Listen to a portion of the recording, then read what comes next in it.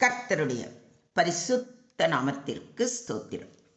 உயிர்த்தெழுந்த கிறிஸ்து அடுத்ததாக யாருக்கு தரிசனமானார் என்பதை அறிய 4 சுவிசேஷ புத்தகங்களில் சொல்லப்பட்டிருக்கும் விஷயங்களின் சாராம்சத்தை சுருக்கமாக கூறுகிறேன், கவனியுங்கள். வாரத்தின் முதலாம் நாள் அதிகாலையிலே மகதலேனா மரியாள், யாக்கோபின் தாயாகிய மரியாள், யோவன்னாள் மற்றும் இவர்களுடனே கூட இருந்த சில ஸ்திரீகள் தாங்கள் ஆயத்தம் பண்ணின கந்த வர்க்கங்களை எடுத்துக்கொண்டு கல்லறையினிடத்தில் வந்தார்கள். அப்போது பூமி அதிரும்படி கர்த்தருடைய தூதன் வானத்திலிருந்து இறங்கி வந்து வாசலில் இருந்த கல்லை புரட்டி தள்ளி அதன் மேல் உட்கார்ந்தான். காவலாளர் அவனுக்கு பயந்ததினால் திடுக்கிட்டு செத்தவர்கள் போல் ஆனார்கள்.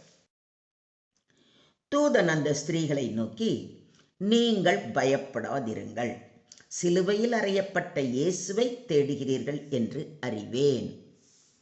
அவர் இங்கே இல்லை, தாம் சொன்னபடியே உயிர்த்தெழுந்தார். கர்த்தரை வைத்த இடத்தை வந்து பாருங்கள்.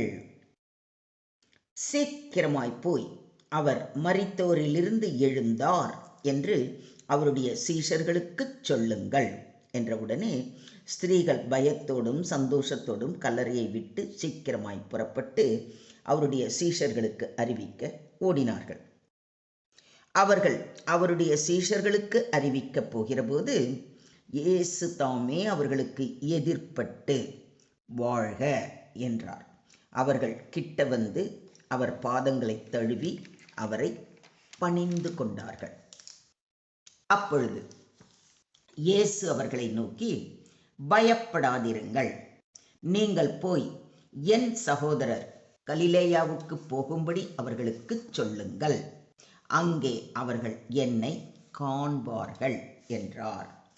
உயிர்த்தெழுந்த கிறிஸ்து பெண்களாகிய இவர்களுக்கு தரிசனம் தந்தார்.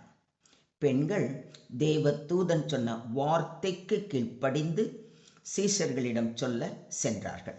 அவர்கள் தாமதிக்கவில்லை, உடனே கீழ்ப்படிந்தார்கள். உடனே இயேசு அவர்களுக்கு எதிர்கொண்டு வந்தார்.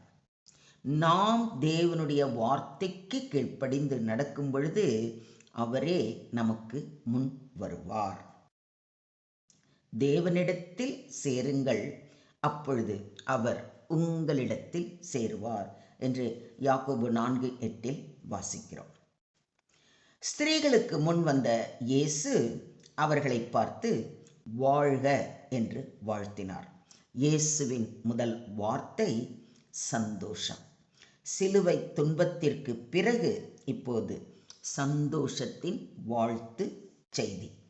உடனே பெண்கள் அவர் பாதங்களை தொட்டு வணங்கினார்கள். அவர் கால்களை பிடித்து கொண்டார்கள், அவரை பணிந்து கொண்டார்கள். உயிர்த்தெழுதல் உண்மையானது என்பதை இந்நிகழ்வு தெளிவுபடுத்துகிறது. வாழ்க என்று வாழ்த்திய ஆண்டவர் அடுத்ததாக அவர் கூறியது பயப்படாதிருங்கள் என்ற உற்சாகமூட்டும் தைரியமூட்டும் வார்த்தை. பயம் வேண்டாம் என்று சொன்ன இயேசு, நீங்கள் போய் என் சகோதரர்களிடம் கூறுங்கள் என்கிறார். இயேசு சீஷர்களை சகோதரர்கள் என்று அழைக்கிறார். இது மிக பெரிய கிருபை. சீஷர்கள் இயேசுவை கைது செய்த போது அவரை விட்டு ஓடி போனார்கள். ஆனால் உயிர்த்தெழுந்த கிறிஸ்து அவர்களை தள்ளிவிடாமல் தன்னுடைய சகோதரர்களாக ஏற்றுக்கொண்டு அவர்களை கலிலேயாவில் சந்திப்பதாக உறுதி அளிக்கிறார். இது அவரது மன்னிப்பையும் உறவு மீட்பையும் உறுதி செய்கிறது. நீங்கள் போய் சொல்லுங்கள் என்று சொல்வது மீண்டும் ஒரு கட்டளை. முதலில் தேவதூதன் நீங்கள் போய் சீஷர்களுக்கு சொல்லுங்கள் என்றார். இப்பொழுது இயேசுவும் நீங்கள் போய் சொல்லுங்கள் என்று கட்டளை கொடுக்கிறார். நற்செய்தியை பகிரும் பொறுப்பு முதலில் பெண்களுக்கே கொடுக்கப்பட்டது. இந்த நிகழ்வில் இருந்து நாம் கற்றுக்கொள்ளும் பாடங்களை சற்று நேரம் தியானிப்போம். முதலாவது, கீழ்ப்படிதல் ஆசீர்வாதத்தை கொண்டு வருகிறது. பெண்கள் கீழ்ப்படிந்தார்கள், இயேசுவை சந்தித்தார்கள். Obedience brings encounter. 2, கர்த்தரை தேடுபவர்களுக்கு அவர் வெளிப்படுகிறார். அவர்கள் உண்மையாய் தேடினார்கள். நாமும் கர்த்தரை முழு இருதயத்தோடு தேடினால் அவர் நமக்கு வெளிப்படுவார். 3, உண்மையான ஆராதனை என்பது முழுமையான அர்ப்பணிப்பு. பாதங்களை பற்றி கொண்டது, கர்த்தாவே உம்மை விட்டு போக மாட்டேன் என்ற உறுதியை காட்டுகிறது. 4, பயத்திலிருந்து சந்தோஷத்திற்கு மாற்றம். இயேசுவின் சந்திப்பு துக்கத்தை சந்தோஷமாக மாற்றியது, பயத்தை சமாதானமாக மாற்றியது. 5, தேவன் தோல்வி உற்றவர்களையும் மீண்டும் பயன்படுத்துகிறார். தன்னை விட்டு சென்ற சீஷர்களை சகோதரர்களாக பாவிப்பது கிருபையின் உச்சம். நாம் ஒவ்வொருவரும் சாட்சியாக அழைக்கப்பட்டுள்ளோம். அன்று ஸ்திரீகள் இயேசுவின் நற்செய்தியை சொல்ல அனுப்பப்பட்டது போல இன்று நாமும் சொல்ல அழைக்கப்பட்டுள்ளோம். சுருக்கமாக சொல்வதானால், கட்டளைக்கு கீழ்ப்படிந்தவர்களுக்கு தரிசனம். நாம் தேவனுடைய வார்த்தைக்கு கீழ்ப்படிந்தால் அவரை இன்னும் நெருக்கமாக அனுபவிப்போம். அவர்கள் பயத்துடனும் மகிழ்ச்சியுடனும் ஓடினார்கள். நாம் இயேசுவை சந்தித்ததும் பயம் மறைந்துவிடும், துதி சந்தோஷம் எழும்பிவிடும். இயேசுவின் கால்களை பற்றி கொள்வது முழுமையான அர்ப்பணிப்பு. எனவே தேவனுடைய வார்த்தைக்கு கீழ்ப்படிவோம், பயத்தில் அல்ல ஆராதனையில் வாழ்வோம். கிறிஸ்துவை உறுதியாக பற்றி கொள்வோம், சாட்சியாக இருப்போம். சாட்சியா இருப்போமா?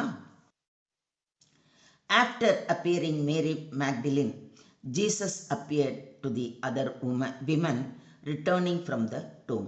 They obeyed the angel, met Jesus on the way, worshipped him, and were sent again to share the good news. Obedience leads to encountering Jesus. True worship involves surrender. Jesus removes fear and brings joy. He restores and uses us despite our failures. We are called to share the good news. Are you ready to share? ஸ்தோத்திரம் ஆண்டவரே, ஸ்தோத்திரம் கர்த்தாவே, ஸ்தோத்திரம் ஸ்தோத்திரம் ஸ்தோத்திரம் அப்பா.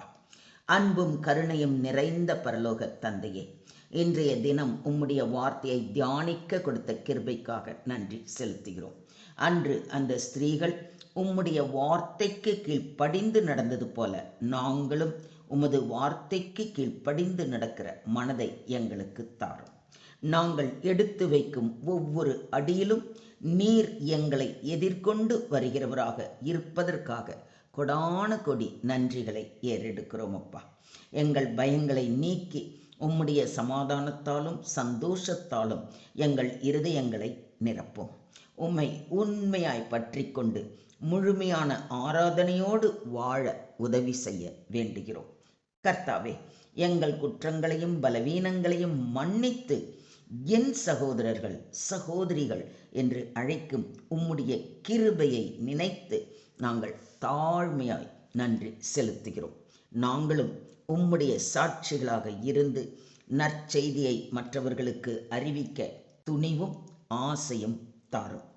எல்லா காரியங்களையும் எங்கள் செயல்களையும் சிந்தனைகளையும் உம்முடைய கரங்களிலே தாழ்மையோடு ஒப்பு கொடுக்கிறோம். நீங்கள் பொறுப்பெடுத்துக்கோங்க, நீங்கள் வழி நடத்துங்க.